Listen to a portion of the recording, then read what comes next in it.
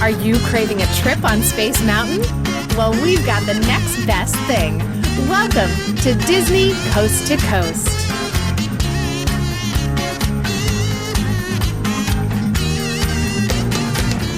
Hey folks, and welcome to Disney Coast to Coast, the ultimate unofficial Disney fan podcast. I'm Jeff DePauli, and today on the show, my friend and Thinking Fans author Aaron Wallace visits the show to discuss one of his favorite sitcoms in our PrimeTime at the Park segment. The massively successful sitcom The Golden Girls was actually produced by Buena Vista Television, making it a Disney show through and through. During the show's run, there was an episode where Dorothy, played by Bea Arthur, and Sophia, played by Estelle Getty, go to Walt Disney World. But strangely, they never really leave the hotel room. So we'll be talking about that episode today, but in addition, this half-hearted Walt Disney World episode of The Golden Girls clearly wasn't enough for today's guest, as he went on to write an episode outline for The Golden Girls at Walt Disney World if it were to be done the way that he wanted. And finally, we chat about the Walt Disney World 15th Anniversary TV special hosted by two of The Golden Girls stars. That's a lot of Golden Girls, and it's all coming your way right after this. You Disney bounders are going to love one of the latest items from Who's Its and What's Its. The Jolly Holiday button-up shirt is the perfect shirt for all of you Mary Poppins fans out there. Have a jolly holiday with Mary, or whomever you choose to spend it with. A twist on a classic button-down, this soft polyester style helps keep the relaxed look. The red, orange, and yellow striped unisex button-down shirt is perfect for a day in the parks. And it's so simple to save money when you purchase this new shirt. Simply click on the link in this episode's description to shop, and when you check out, be sure to use code DCTC to save 15% off of your entire order. Whether it's the Jolly Holiday shirt or anything and everything else on the site, you can save 15% simply by using code DCTC. So go on, have yourself a jolly holiday and save 15%. Don't touch that remote, because you're tuned into PrimeTime at the Parks. Hello, Aaron. Welcome back to the show. We got Aaron Wallace, the Thinking Fans author, with us here today. It's been a long time, my friend. How are you? Hey, Jeff. I'm doing great. It's been a very long time, but I'm excited to be back on the show and talking about one of my all-time favorite topics, which happens to be a passion that I am still hoping to pass off on you. So we'll see. We'll see how I do today. All I'll say is thank you for being a friend. Travel down the road and back again. Your heart is true. You're a pal and a confidant. Ba-da-bum-bum-bum. Now it's your turn. This is what I came on the show for, the Jeff DePauli Golden Girls concert. There we go. Yes, we're here to talk about Golden Girls. We're doing another PrimeTime at the Parks, and this is a very weird PrimeTime at the Parks because there is an official episode of the Golden Girls where two of the characters go to Walt Disney World, but they never step foot into a park. But before we get to any of that, I do want to ask you, I don't even know the answer to this. We've been friends for a long time, but where did this Golden Girls fandom come from? I am a Golden Girls fanatic, I guess you could say, and it goes back literally to birth for me because I was born day and date on the day of the Golden Girls premiere, September 14th, 1985. That's amazing. I didn't know that. Yeah, That's so amazing. I've been watching it, since birth, and I can so vividly remember it being on the air and a big deal. But I think, beyond the nostalgia, beyond the very sharply written comedy. I mean, I always say that it's a style of comedy writing that really understands the element of surprise. But people talk about the Golden Girls as like the TV equivalent of comfort food. And I think there's something to that. It's the sweeping string orchestration that transitions from scene to scene. It's the flowy costuming. It's the pastel colors. It's the comfy cushions and wicker in the living room. And then between the four main characters, there's this like circle of community where they can take digs at each other, but there's such love, such care. They are fiercely protective of each other in a way that I think is true of the most enduring sitcoms, whether it's Parks and Rec, Friends, The Wonder Years. And so we as audience members are invited into that. But layered on top of all of that is this like grandmotherly energy, which is itself kind of comforting. And then I think if you were someone who in any way felt a little outside, the norm or the mainstream, then Golden Girls was sort of a safe space, I guess you could say, in that way too, because these were women who were doing something that they weren't supposed to be doing, like leading a primetime sitcom at the age of, anywhere from 50, 60, 70, whatever. And yet it was a hit. It was one of the top rated shows of its time. It is to this day one of the most watched shows in syndication. And for Disney fans, an added treat is that, this was a show that was produced by the Walt Disney Company. In fact, it was kind of the origin story for Touchstone Television. And it's a show that celebrated in small ways the fact that it was a Disney show, really before any other shows were doing that. And the episode we're talking about today, I think, is a really great example of that. Before we get into that episode, I do want to say, as you mentioned, I am not the biggest fan of this show. I recognize its historic significance, and the thing that I applaud it for more than anything is, like you said, this show should not be successful. On paper, a show about older women, a sitcom about older women, is not something that the networks are scrambling after most of the time, yet it became this phenomenon. The thing that I will say about it is, like, individually, I love each of the actors on the show. I think those four women, each for very different reasons. Like, they're iconic and I love them for very different reasons. I don't know. I never got into the show, and I won't get into my dislikes of the show, my specifics or anything, but I never fell in love with it the way that a lot of people have. And I kind of wish I did, just because I love being a fan of anything. It's so much fun to be a fan. So whenever I'm not, like Harry Potter, for example, I'm like, darn it, I wish I loved it as much as some people do, because they're having so much fun with it. And that's kind of how I feel about Golden Girls. Yeah, I totally get that. I'm just glad that there are these Disney Parks breadcrumbs with the show to just like hook you and reel you in for the occasional conversation. You know what's the greatest show as far, I don't love the show, so I watched every episode of the show, but Big Bang Theory is a show that got very tiring for me, but I was like, I'm going to finish this. But talking about Disney references, somebody writing for that show was like the biggest Disney fan ever. I don't know if you ever watched that show, did you? Very little, but see, now I want to watch more of it. There's probably more Disney references in the dialogue on that sitcom than any other sitcom. If I had the patience, I'd go through and watch them all again and take note of them all, but I don't think I do have the patience for that. Well, it's so funny you say that, because that's actually a real goal that I have for the Golden Girls, because I've mentioned to other Disney fans before that this is a show that throughout its 7-season run makes lots of Disney jokes, Disney references, often very niche, deep cut references. And I've gotten the reaction before, like, I don't really think that's true other than those Parks episodes. But it is true. And so I want to catalog it. Oh, wow. Okay, maybe I should do Big Bang, you should do Golden Girls, and we'll like reconvene here on the podcast, or do I'll come on your show, you come on mine, and we'll compare notes sort of thing, or something like that. I love it. It's going to take a long time, but we'll see if that ever happens. But in any case, let's today talk about Season 4, Episode 16 of The Golden Girls. It's called Two Rode Together. It's available on Hulu, and this originally aired on February 18th, 1989 on NBC. 1989, of course, is the greatest year ever for the Walt Disney Company, as it was the year that they released Honey, I Shrunk the Kids, The Little Mermaid, and opened Disney MGM Studios. But I digress. In any case, do you want to give a brief story synopsis of what happened on this episode? Sure. Well, first I'll say it also originally aired on NBC, so it's weird watching it on Hulu and seeing that ABC logo play in front of it. That was not part of the original broadcast. But yeah, so essentially it opens with Dorothy and Sophia returning from a funeral, and Dorothy, played by B. Arthur, is a little upset because she's realizing that if her mother's best friends are dying with some frequency, then her mother may also have limited time left. And so she starts sort of wanting to find ways to capture special moments with her mom and really like make an impact in these final years.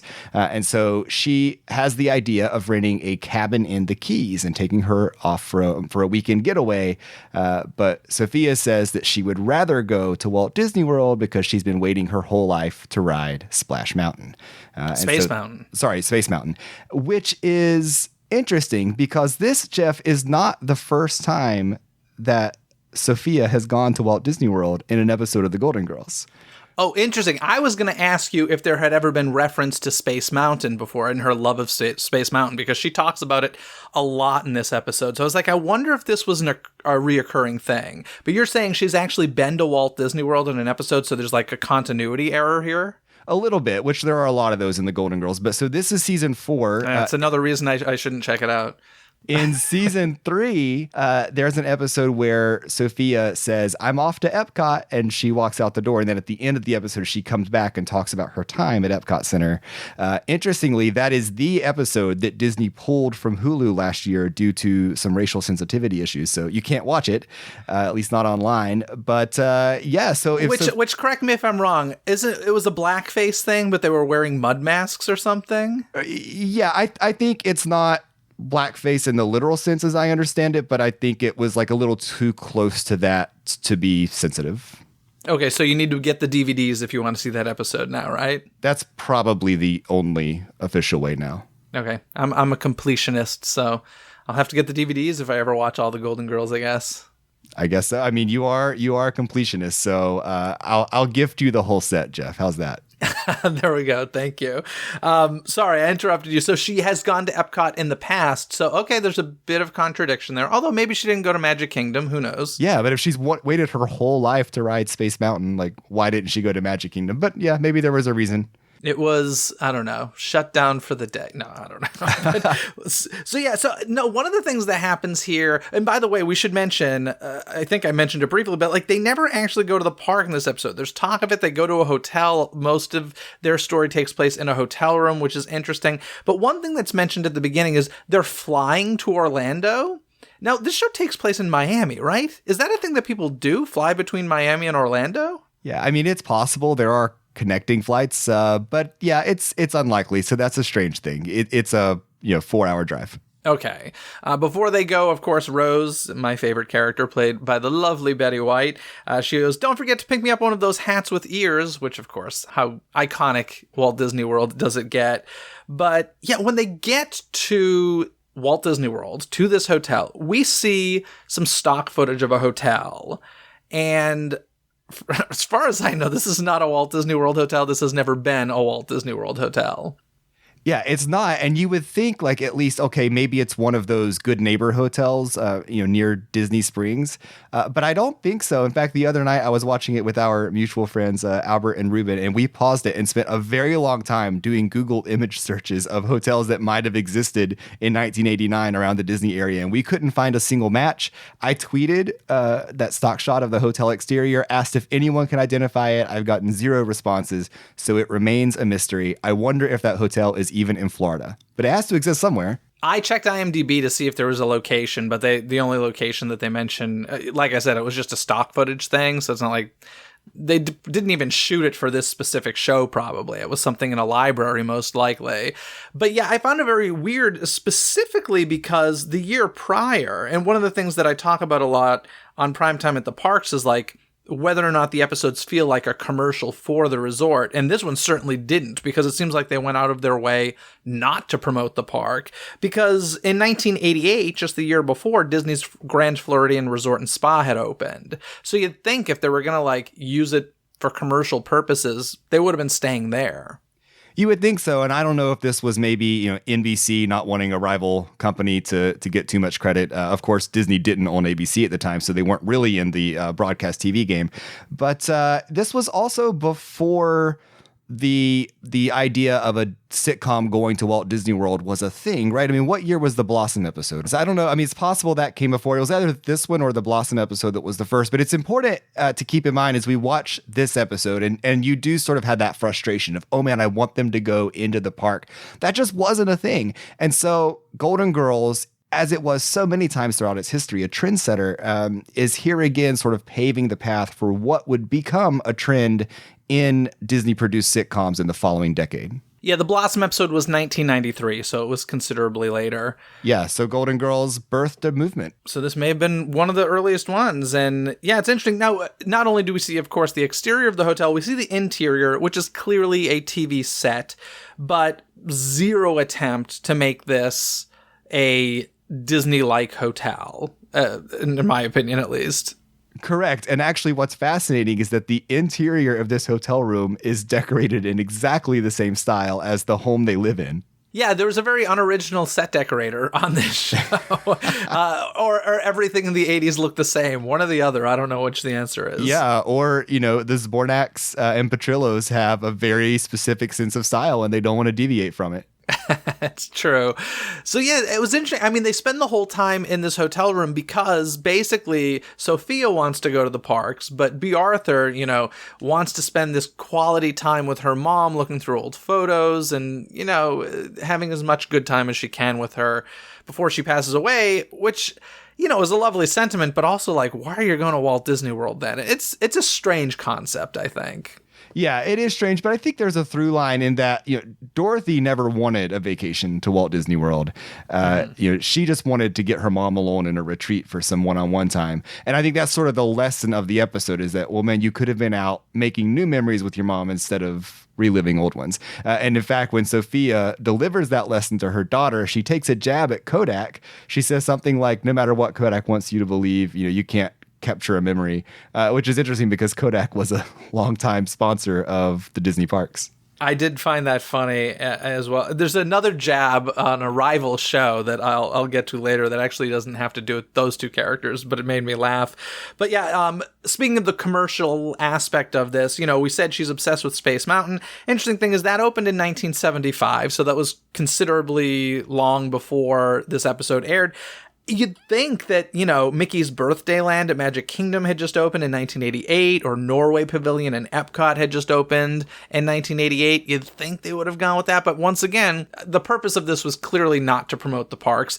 It was a decision one of the writers of the Golden Girls made. It's kind of an interesting decision. Maybe just a Disney fan. Who knows? Maybe. And so I wonder, Jeff, does that earn this episode brownie points in your book, that it's not a commercial? No, I'd be like, just don't make this episode, or put it somewhere else. You know what I mean? Like, it's as a Disney fan, if I'm watching this, I'm like, I want to see some Disney. If you're going to do a Disney episode, yeah. So no, it doesn't get brownie points. Okay, that's fair. Though we do actually see three shots of Magic Kingdom at the very, very end of the episode. So that's something. We get a little visual tease. Yes, we get some B-roll of she does finally get to Space Mountain. So I think we see Space Mountain, the interior, the exterior, and maybe a little bit of Tomorrowland, if I'm remembering correctly, right? That's right. And then there's some on-ride footage of Space Mountain. Yeah. So we do get that. That's honestly the most Disney thing we get. Although I should say in the lobby, the pianist is playing It's a Small World. I'm curious, did you recognize the song before it became obvious? Because the minute he said the first lyric, I was like, it's a small world after all. I did, but what's fascinating to me, and I think about this every time I watch the episode, is that the live studio audience does not seem to get the joke until he delivers the words, It's a Small World. And I don't know if that's canned laughter or if that was their natural reaction. But I'm like, wow, this audience is not picking up on the lyrical change. But there's a reason, and it's because, this is also very interesting to me, he performs it as this very drawn-out emotional ballad, which we as Disney fans know is the way the Sherman Brothers intended the song to be performed. And so it's almost like this underground allusion to Small World history or Sherman Brothers history. And part of me wonders if that's intentional, if this was written by a diehard Disney fan. Yeah, my guess would be no, but I still appreciate it. And maybe that's why I recognized it so quickly, because we all have, or a lot of us, I'm sure, have heard Richard Sherman play it slowly at the beginning. But yeah, the live audience was not full of Disney fans, I think it's fair to say. I mean, that's probably true. And this whole exchange that happens with the piano player is done in the context of a sort of Casablanca parody, where Sophia is reciting the, play it again, Sam, or play it, Sam dialogue. But of course, the song she's asking for is It's a Small World. So a little bit of a great movie ride connection there. Once again, though, this hotel lobby or this bar that we see, it could have been connected to some classic, iconic Disney hotel bar. And nope, it's just another generic TV set sort of thing. So, somebody loved Disney enough to write this episode, but nobody else wanted to play along on production. That's right. It feels like. Yeah. Now, there was a moment I want to talk about that was between Rose and Blanche, where there's silly little stories.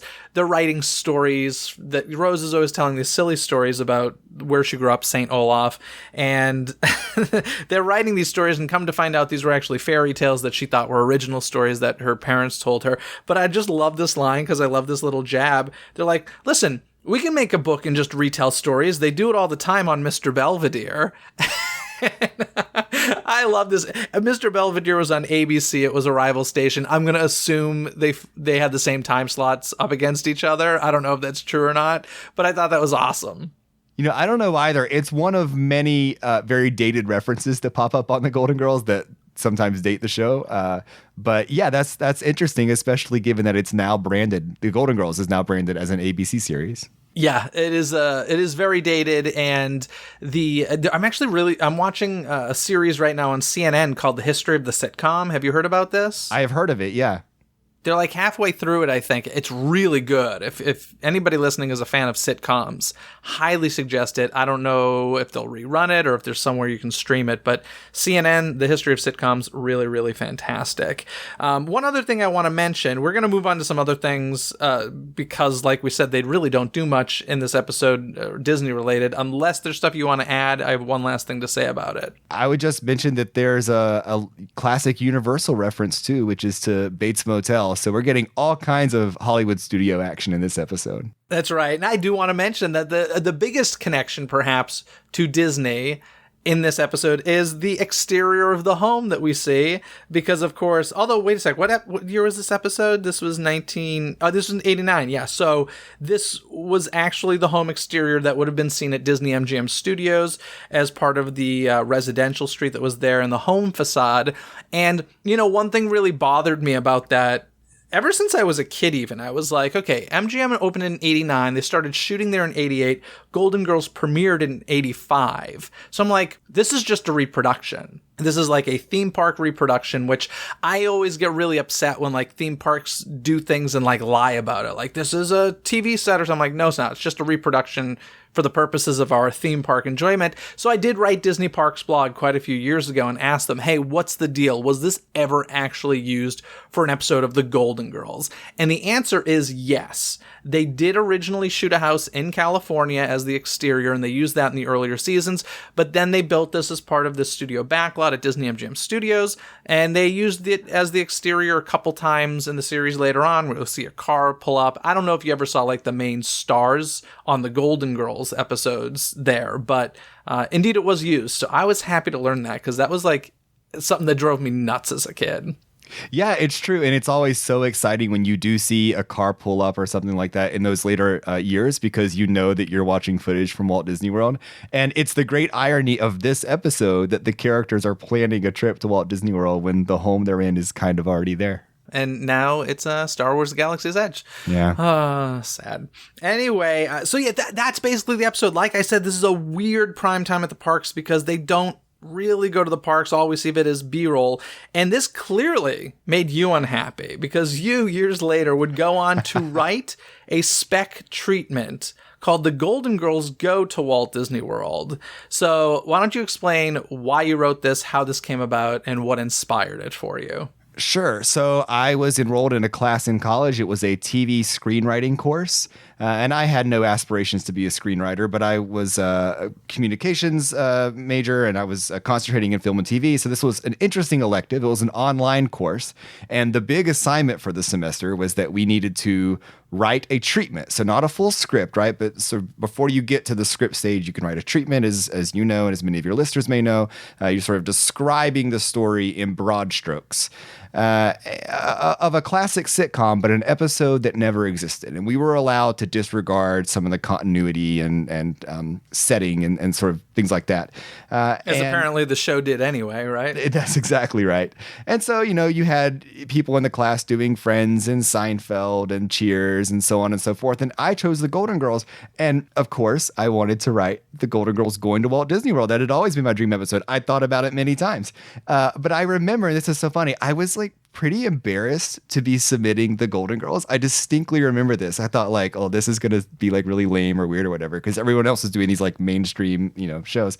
Not that Golden Girls isn't mainstream. But as it turns out, at the end, we all read each other's treatments and the class voted on their favorite. And this was the one that got picked. That's hilarious. I have heard you refer to this a lot. It is available to read on your website, AaronWallaceOnline.com. Of course, I'll include a link in the show notes. But Aaron, do you have it in front of you by any chance? Would you be interested in reading this? Oh my gosh. You want me to read the whole thing, Jeff? It's kind of long. It's not that long. It's a few minutes. Oh my gosh. Okay. I mean, I do have it in front of me. I may interrupt you at little moments, but if you want. Okay. I'll start reading. I think you're going to realize this is longer than you think and stop me, but all right. It only took me a few minutes to read. Okay. The episode is imaginatively entitled The Golden Girls Go to Walt Disney World. Act 1. And by the way, when I decided to post this online years later, I decided rather than agonizing over edits, I was just going to post it exactly the way I submitted it. It's not anyone's idea of the best work, but okay. Blanche, Rose, and apparently Dorothy. it is the idea of the best work for your entire class that voted it as the best work. Circa 2006 or whatever that was.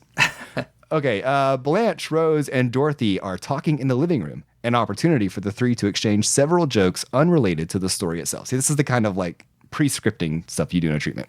Sophia enters through the front door with the Daily Mail in her hands. Dorothy thumbs through the envelopes and finds a letter from Walt Disney World, as if Walt Disney World just sends letters. She opens it to find an invitation to a national teachers conference where she'll be honored. Rose and Sophia get very excited about going to a Disney park, and Blanche expresses interest as well. After a little discussion, the four enthusiastically agree to make a vacation out of it. In the next scene, they all go shopping for vacation supplies.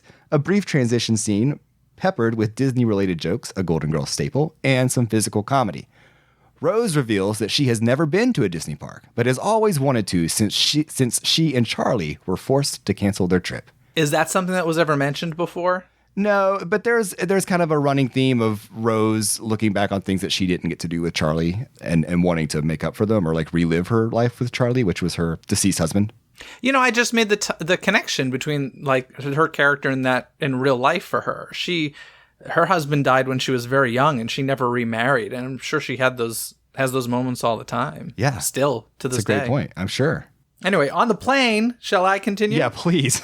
Yeah, on the plane, Dorothy describes her excitement and sense of flattery at being honored. She cautions the others, though, that the conference consists of many events, so they'll be on their own for much of the time. Blanche says that she's looking forward to finding a family man in the park, of course, and because she feels her motherly instincts beckoning her. Rose asks what she can expect from the resort, prompting Sophia to excitedly join in making plans with the two of them. One of the attraction descriptions reminds Rose of something once constructed in St. Olaf. I just love that the Olaf thing would have been a thing today. There would have been some St. Olaf something. Oh my gosh, I'd never even thought about that. You're so right. And in fact, that should happen, and I hope that someday it does. You want a St. Olaf, Frozen Olaf cross-reference somewhere in the Disney universe? In fact, that's the only Olaf reference I want in the parks going forward. Fantastic. There we go. In Act 2, Blanche, Rose, and Sophia are in Magic Kingdom. Rose is overwhelmed by the sights and sounds, while Blanche immediately begins scouting out single fathers. Oh, man, Blanche. Sophia holds up a park map and asks them which mountain they want to ride first, but as soon as she's done, Blanche takes off after a man to the right, and Rose chases after a Disney character on the left. I love this line because this is just so on character for both of these people. I think that's fantastic. Yeah, and another thing I remember having in my mind as I wrote this was that it's really based on the tropes that we see in all of these sitcoms Go to Walt Disney World episodes. So it's taking cues from The House Meets the Mouse and from Boy Meets World, et cetera, et cetera. Yeah. And of course, they leave Sophia alone in the middle. Meanwhile, Dorothy arrives at Coronado Springs Conference Center. Why did you choose Coronado Springs? Just curious. I do not remember, other than it has a convention center, but, so does Contemporary. Who knows? All right, fair enough. She attempts to check in for the teaching conference. The cast member, however, has no idea what she's referring to. A confused Dorothy is advised to check at the Grand Floridian Conference Center instead. In the park, the girls approach Pirates of the Caribbean, and Rose remarks that this is the latest of several attractions that seem familiar to her, saying that there once was a Pirates of St. Olaf boat ride at the St. Olaf Carnival, which was put on each year by Hans Flickenwermer. That's right. Okay, she becomes convinced that Walt Disney must have stolen his ideas from Hans. I love this. Once again, this is something Rose is totally on point for Rose. This is just a hilarious concept. Thank you. Yeah, I mean, you live your whole life, literally, as I said, with these characters, and you can pull them out when needed. Of course, Blanche and Sophia scoff at this. As they're about to board, Rose starts asking the cast member about the attraction's history. Blanche flirts with the man behind her in line. Sophia boards the boat, but as soon as she sits down, Blanche tells the cast member that she'll take Rose away if he lets her take the next boat instead. He agrees, and she pulls Rose toward to the next boat in line, where the single father she was flirting with is boarding. Sophia is left in the first boat alone, sad, and it takes off with her alone among strangers. Aw, poor Sophia. Heartbreaking for her. It is. At the Grand Floridian, Dorothy is once again met with confusion when the cast members haven't heard of the convention. Frustrated, she heads to the monorail to Magic Kingdom. Dorothy arrives at Magic Kingdom in the next scene, and after asking a few characters about the conference, runs into Blanche, Rose, and Sophia. She tells them that she's confused and embarrassed by not being able to find the conference, and insists that she'd rather return to the hotel than ride any attractions. Classic Dorothy. She leaves while Blanche and Rose decide to ride Splash Mountain. They tell Sophia that Splash is too intense for someone of her age and that she can wait outside for them, prompting an outburst from Sophia, who has been growing visibly frustrated throughout the day due to her friends ignoring and excluding her. She storms off toward Epcot. Good for her. Go do it on your own. And that whole storming off to Epcot, I remember being specifically inspired by, how in these episodes, PrimeTime at the parks, a character will just walk off camera and then end up in a different theme park. Oh, absolutely. Yeah. All the time. It's inspired by that. Yeah. Now in Act 3, Dorothy returns to the hotel. Walking through the lobby, she sees Stan. Stan is her ex-husband. Shocked, she asks what he's doing there. He confesses that he forged the invitation in order to bring Dorothy to the resort. This is so weird. This was the part that I was like, what? Why would he be like, come to Walt Disney World? But is he like a Disney fan that we know of on the series, or you just kind of made that up? He's not a Disney fan, but he is a charlatan who is always cooking up crazy schemes and always trying to win Dorothy back. All right. Well, Dorothy is at first furious, but Stan talks her into accompanying him to the Magic Kingdom for the evening fireworks. Several hours have passed, and Sophia returns from Epcot to Magic Kingdom. She's got a park hopper. Were park hoppers a thing back then? I actually don't know. I don't even know. She sees Dorothy with Stan and asks what Stan is doing there. Dorothy says that she wishes she knew herself and then explains that Stan forged the invitation. Blanche and Rose walk up just in time to hear the explanation. Trying to divert the attention away from himself, Stan says that the fireworks will start soon and they need to get to their place. The gang is waiting for the fireworks in front of the castle. Classic sitcom moment. And Dorothy presses Stan for the real reason that he wanted her there.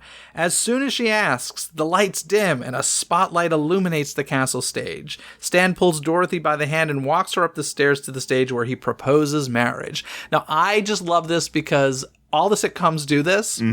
And I love that, they make it out to be this easy, simple thing. Yes, I can get access to this stage. I can work with the cast members. This wouldn't cost me an arm and a leg.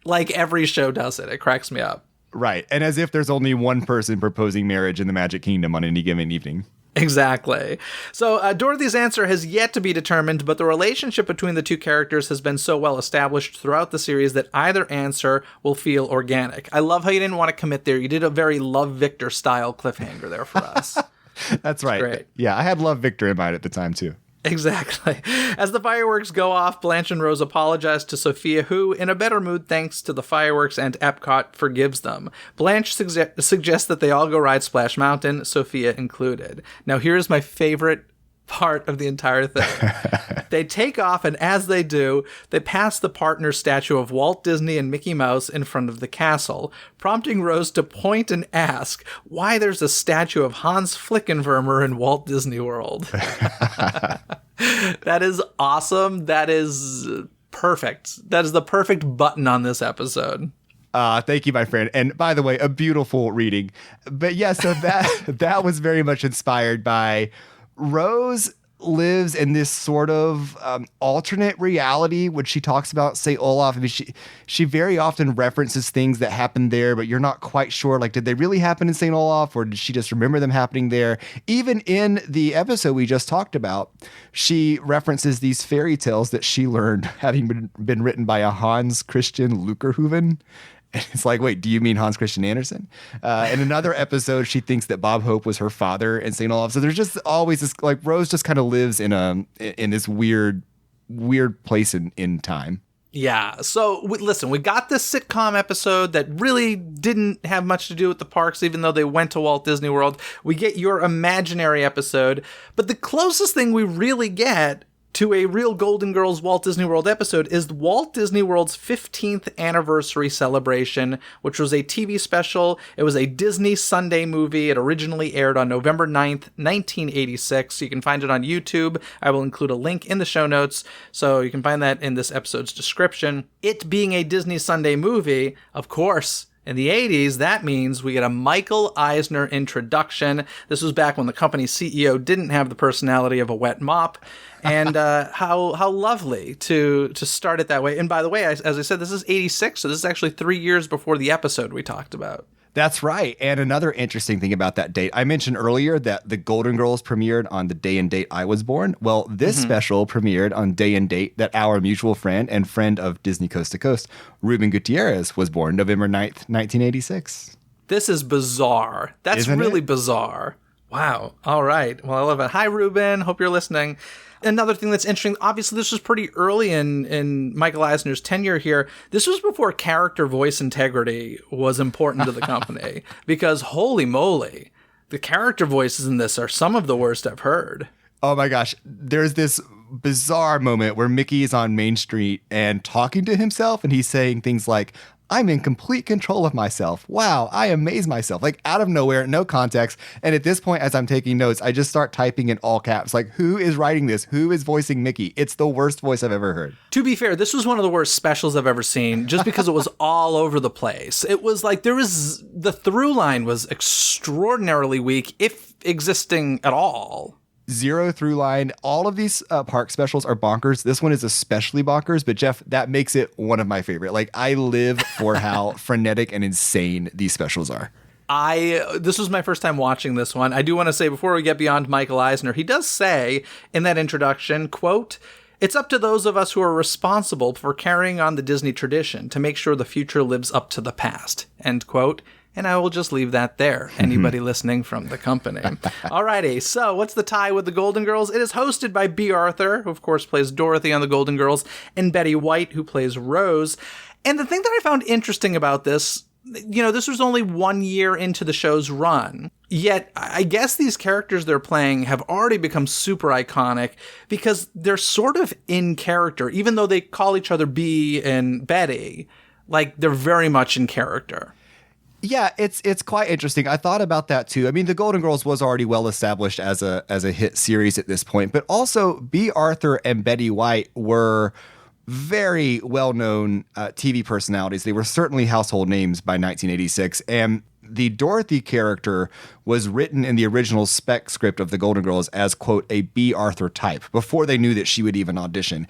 And so B, the person, and Dorothy, the character, are very closely aligned, whereas Betty White was written as, Rose is sort of written as the opposite of Betty White, but there's still a sensibility that I think translates. So you almost don't need to know if she's Rose or she's Betty. It all just kind of works. It made me wonder, like, if it kind of annoyed these women a little bit, because let's face it, B. Arthur is like a curmudgeon, right? And I'm like, I don't know, does somebody want to be known as that their whole lives? Yeah, I get it. It's an awesome paid gig in your TV history at this point. And then Betty White, I'm like, she's a loving idiot, but she's an idiot. And it's like, gosh, does that get annoying after a while? Or is it just like, no, this paycheck's awesome and I'm working for, what's it been, 80 years now at this point? She's been a working actress. So yeah, I don't know. I always wonder that if it bothered either of them. Yeah, I don't know. I mean, I think she's as well known as Sue Ann Nivens from the Mary Tyler Moore Show as she is Rose from the Golden Girls, and B. Arthur as well known as Maude. And in fact, there is a reference to Maude during this special, which is God'll get Golden you for Girls this. That's exactly right. But there are really no quotes to the Golden Girls. There's a passing reference to Rue McClanahan, and there's a passing reference to being on set the next day to film a show, but they never mention the Golden Girls by name during their banter. And interestingly, it is Betty White who is many times during this special schooling B. Arthur on like the history of Disney. And so she's not quite the dunce that Rose is. Good, fair point. You're right with that. I do love that they arrive in a giant Mickey-shaped hot air balloon. This was a thing that was like a thing for a while. Character and castle hot air balloons and stuff. We used to see that a lot more. We did. And I love the sign on the hot air balloon that says Air Force One. Yes, yes.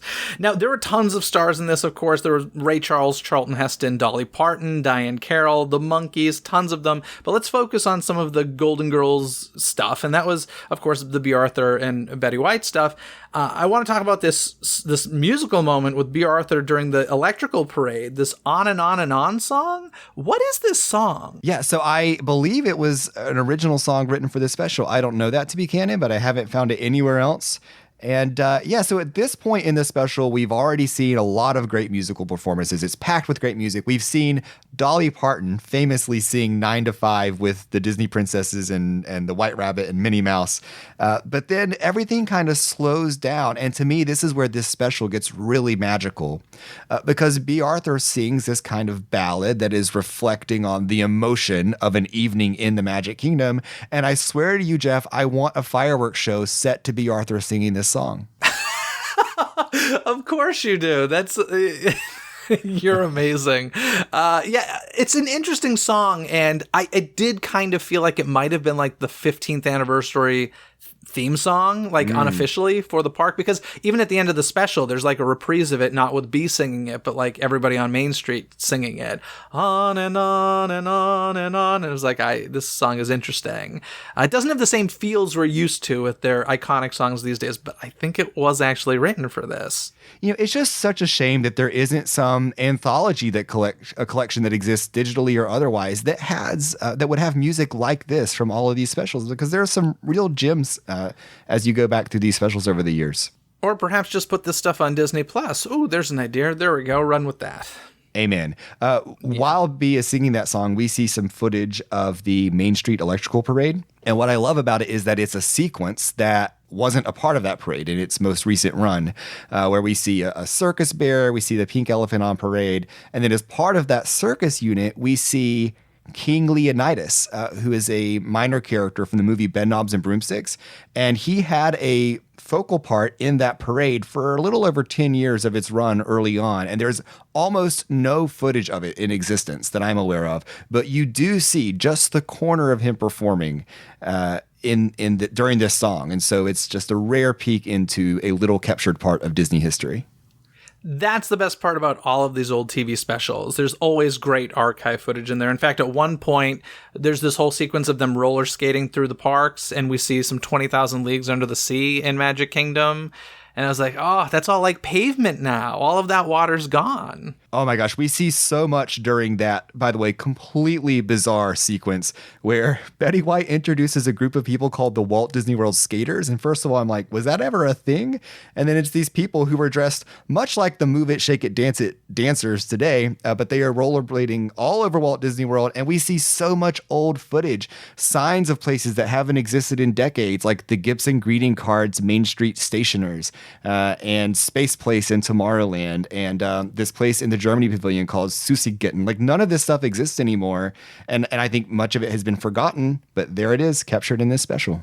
Yeah, it's really crazy. At one point, there's a conversation between B and Betty, and B. Arthur says, I thought we were at Walt Disney World. And then Betty goes on to explain, no, we're in Magic Kingdom, which is part of Walt Disney World, which also includes Epcot Center. And I found this interesting because now we're 15 years into the resort's existence. This year, we're now heading into the 60th anniversary, and this is still a thing that I feel like needs to be clarified for quite a few people. Like, there are people who will show up at the hotel and be like, okay, I want to go to Disney World on Monday. And I'm like, first of all, it's Walt Disney World. Second of all, you mean Magic Kingdom. So I think that that's really fascinating, that this is kind of something that I feel like the resort's been having to deal with for a long time. And I think they just throw their arms up and they accept it at this point. But I found it interesting that on the 15th anniversary, they're like, no, we're going to take a moment and explain this. Yeah, it's so true. And you can tell in that moment that this was scripted as exposition on behalf of the marketing and PR people. Totally. They are definitely trying to educate the public. Is this the point where B. Arthur asks, how much do you tip a robot for a wiener? Because I want to know who wrote that line.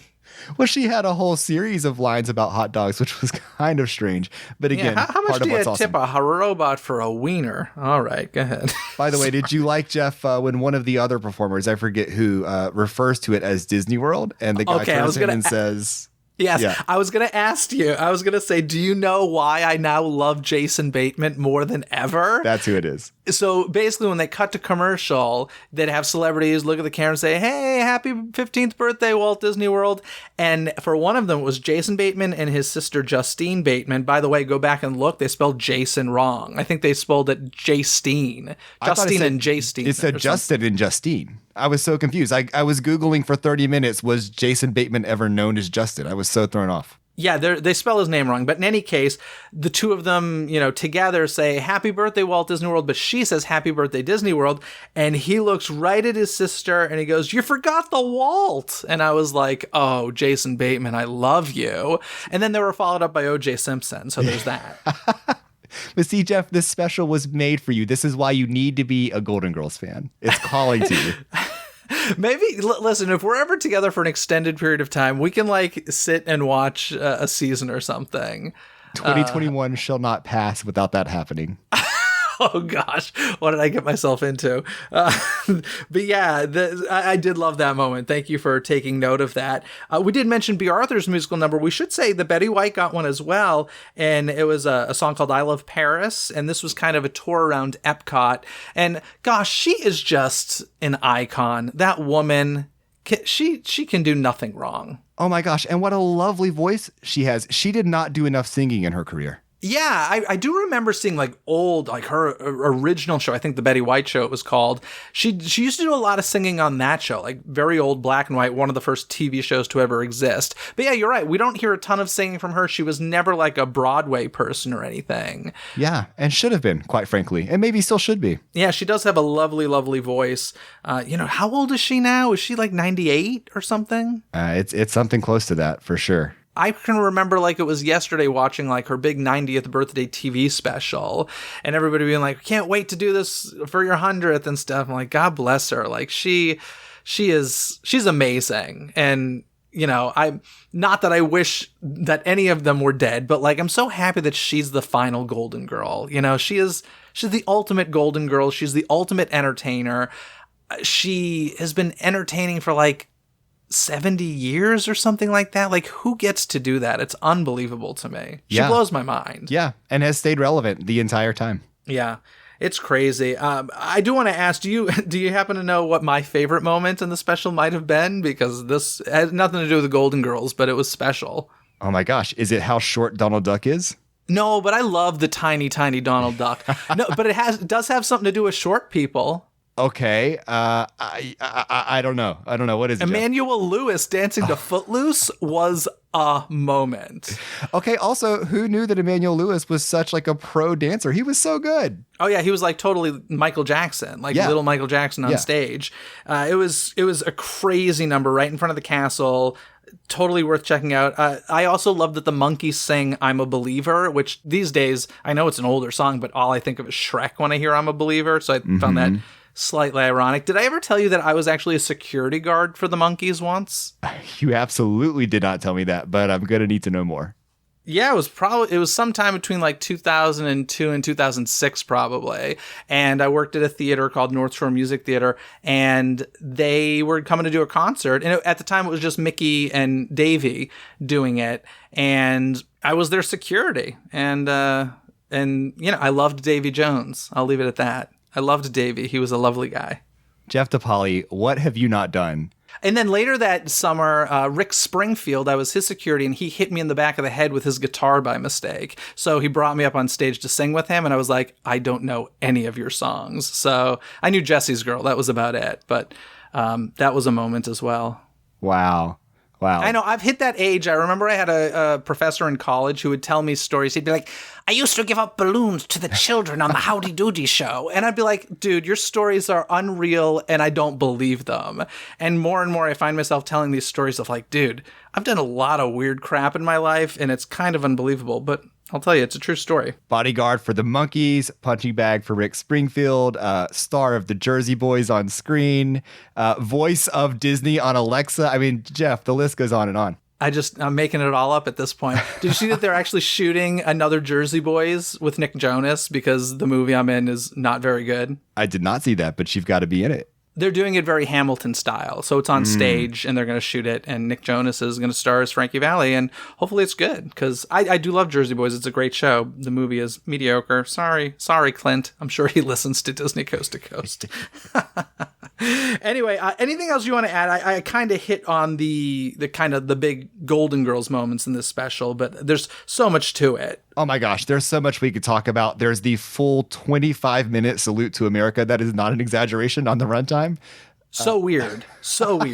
Like, because this isn't a 4th of July special, and it was, but it does kind of speak, we're honoring Walt Disney World, and there is something very Americana innately about the Disney park. So as much as it is random, it also totally makes sense. They work in, the Hall of Presidents as well as the American Adventure, but it is bizarre. Yeah, it's fantastic. I mean, Ray Charles is on, he's playing the piano and he's on this platform that rises way up in the air in the middle of Town Square on Main Street. It's so epic. And then everything starts setting on fire. It's incredible. Warren Burger shows up, the former Chief Justice of the U.S. Supreme Court. Since when are Supreme Court justices in Disney park specials? And then after that, Ted Kennedy. And then after that, President Ronald Reagan. It is insane. This special goes all out. We also have Harry Shearer. I found that interesting because he later became famous for voicing a lot of characters on The Simpsons, which is now a Disney show. It was not at the time. 21 characters on The Simpsons, but I will say some of the worst impressions I've ever seen in my life on this special. He did Casey Kasem, which was horrifically bad. And then who was the other one? Was it supposed to be George Burns? I couldn't even tell. I don't know. I agree. I was sort of at a loss as to what the humor was meant to be for all of his And was segments. he famous? I was like, why is Harry Shearer here? I didn't know. I know him as the guy from The Simpsons and Spinal Tap, and that's it. Yeah, he had some big comedy albums in the 70s, I believe. Okay, I didn't realize that. That's interesting. But yeah, really bad impressions. Really, really bad. So, but obviously very good at creating his own characters. As you said, The Simpsons, 21 characters on that show. Ned Flanders, Principal Skinner. It's pretty crazy. Oh, if you ever want to see Mickey wielding a gun and shooting people, this is the special for you. Oh my gosh. So they're in Fort Wilderness and they filmed this whole cowboy shootout on top of Pioneer Hall. Who knew that this ever happened, that it was ever a filming set over at Fort Wilderness? It's incredible. It's a must-see for that reason alone. Betty White goes around World Showcase and has musical sequences with characters in each of the countries, including a kind of unfortunate one with Chippendale and Morocco that let's just say would never air today. Yeah, it's, gosh, it was so interesting. It was, as I said, this was the first time I ever saw it. I didn't even know this existed. And, the magic of YouTube brought this to me, and it can do the same for you. It sure Hopefully can. We've inspired you to check that out. Any other moments you want to talk about before we get to some trivia? One that I really want to highlight is Diane Carroll sings a ballad inside Crystal Palace on Main Street. Yeah. I love this moment. So first of all, she's dressed in full-on Hello Dolly regalia. And to me, it's such a showcase of what Crystal Palace could be. That should absolutely be a venue where you have a cabaret singer for a lovely, evening dinner. Yeah, I completely agree. It was the perfect setting. I honestly don't know if I've ever been in there, to be completely honest. I don't know if I have. But Diane Carroll, interestingly, I am not super familiar with her work, but in this past year, I did find out that she was the first African-American to play Norma Desmond on stage. And there's actually a recording of her as Norma Desmond in Sunset Boulevard. The Canada production is what she led. And I ended up buying that album just to hear her because I'm so obsessed with that show. And as much as I love Glenn Close in that role, she's not the greatest singer in the world. So whenever there's like a legitimate singer doing it, I'm always interested. And I think Diane Carroll's wonderful as Norma Desmond. I think she's great. Yeah, beautiful voice. Anything else you want to add, or should we get to some trivia? Oh my gosh, we could talk about every moment of this at length, but I think for the listeners' sake, we should get on to some trivia. Yeah, folks, like I said, check it out. It's weird. It's a bit long, but there is some interesting Disney Parks history there. And I do want to say that the cue cards were a little bit quite obvious. And I don't think B. Arthur learned a single line in this special, I'll say. or Betty White, rather, the pro as always. But B phoned it in a little bit, I'd say. I thought if she was, then she handled it just magnificently. Did you really not notice the cue cards? Well, I think I know what you're talking about, but it's sometimes I think that's just the way, that's like her styling, you know? That's how she reads a line. She is super unique. She is Yeah. very, very, very, very unique. Wait, you said that they wrote the role for B. Arthur. Have I not heard a story about, I'm blanking on her name. The old Broadway woman. Company, Elaine Stritch. Didn't Elaine Stritch audition for that part? I don't know, Jeff. That could be. She would have been great. I think she did. And I feel like she auditioned for Dorothy, which, I mean, that would be the most natural for her, I would say. So that's interesting that they wrote it as a B. Arthur type and, she wasn't like the immediate go-to. So that's interesting as well. But in any case, we could go on and on and on about this, but let's get to some trivia. Do you know the answer? Get your brain gears churning and play along. It's trivia time. Alrighty, Aaron, do you want to hit me with the trivia question first, or shall I hit you? You can go first. I've actually got a couple of them here just because there were some interesting little tidbits in this, but I'll start with one of them. I mentioned the Golden Girls home facade that used to be part of Residential Street at Disney MGM Studios. There are 2 other TV specials, not Golden Girl episodes, but where the stars from the series appear at this home. Do you know what specials they are and which stars appear? If you listen to the show pretty regularly, so you might know one of them. Someone appears at the Golden Girls home? So the stars from the show appear at the Golden Girls home in some TV specials, Disney TV specials, but it's not like episodes of the Golden Girls. Do you know what the specials were? There were 2 of them, and which of the stars they are that appear? Oh gosh. Okay. Well, maybe the 20th anniversary special. Was that one of them? No. No. Okay. I'm going to strike out hard. Is it the Hollywood Studios opening special? That is one of it. The Disney MGM Studios theme park grand opening. That was on April 30th, 1989. They had this TV special. And in that, we see John Forsythe walking through Residential Street and just the backlots in general saying, we got this, we got that. And then he points out the Golden Girls house. And the door opens and 2 of the show's stars are there waving and saying hi to John Forsythe. Do you have any idea which 2 stars? Oh, 2 Golden Girls stars. Yeah. Okay, I'm going to guess Betty White and Rue McClanahan. Rue McClanahan is correct. The other one was Estelle Getty? Estelle Getty, yes. Yes, indeed. But you did say Betty White. Betty White did appear at that home in another Disney special that I've talked about here on Disney Coast to Coast before with our friend Derek Lewis. Oh my gosh, yes. And I watched that special after you all talked about it, but now I can't remember which one it was. It was the 1991 Walt Disney World Happy Easter Parade. Yeah. And Betty White appears kind of in character once again as this ditzy person, and she is surprised that her home is indeed a facade on the Disney MGM backlot. And those are the 2 times that you can see it. There may be others, but those are the 2 that I know of. Perhaps B. Arthur did one at some point that I'm unfamiliar with. But yeah, I think that that's fun. And gosh, I miss Residential Street. I know that makes me so old and lame, but gosh, I miss that street. I wish it were just relocated somewhere.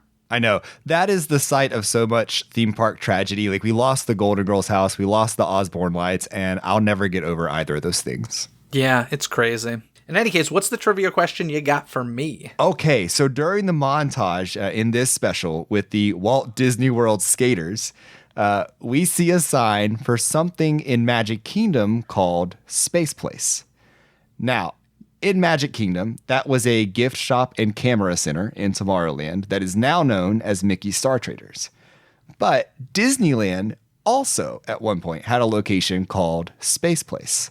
What and where was it? Was it in Tomorrowland? Yes. I'm looking for something a little more specific. Yeah. Oh gosh. Is it like where the Buzz Lightyear shop is now?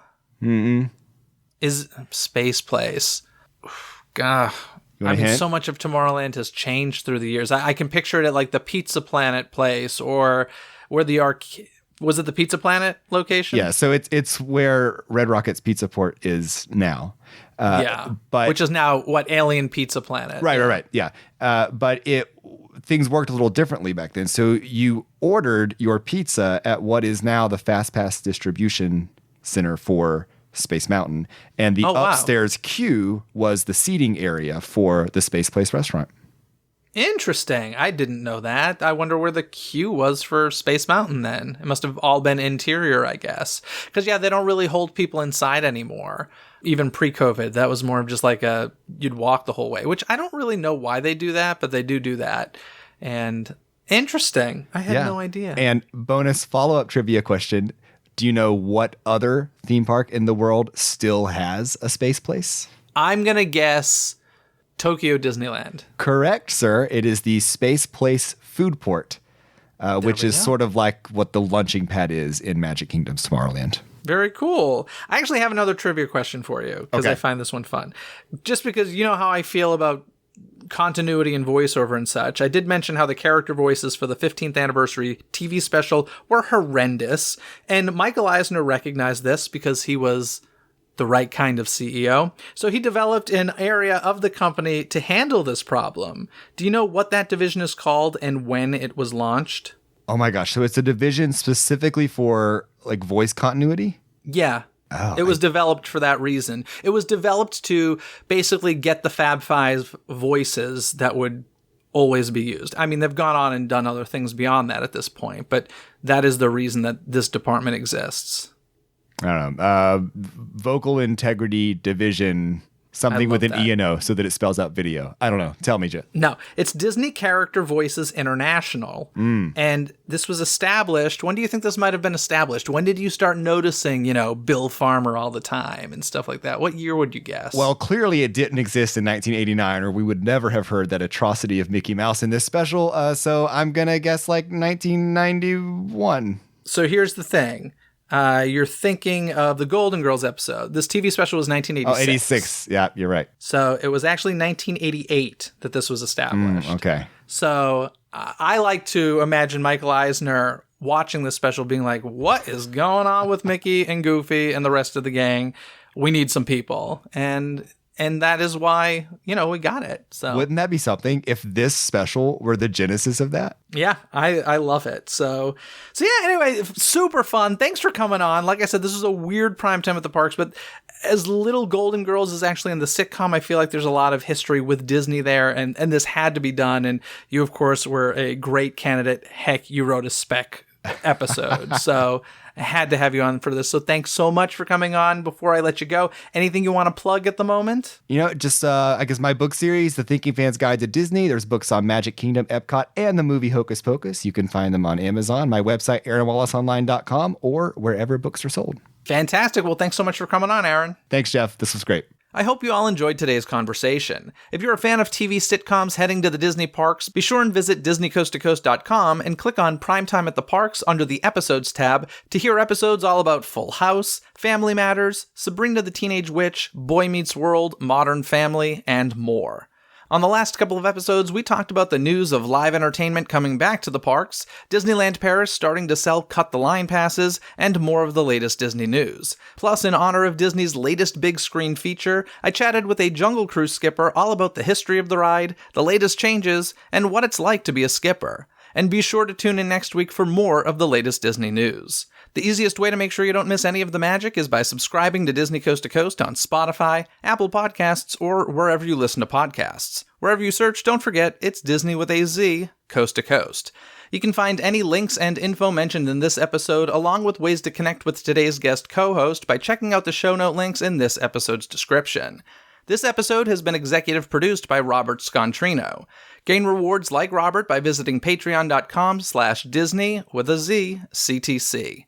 And don't forget to leave a voicemail at 818-860-2569 to share your thoughts on today's conversation and the chance to be heard on a future episode. You can find that number in this episode's description, along with a link for some free gifts from me to you.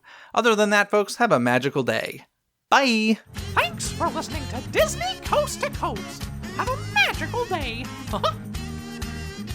Disney Coast to Coast is produced and hosted by Jeff DePauli. Learn more about the podcast and become a supporter at DisneyCoastToCoast.com.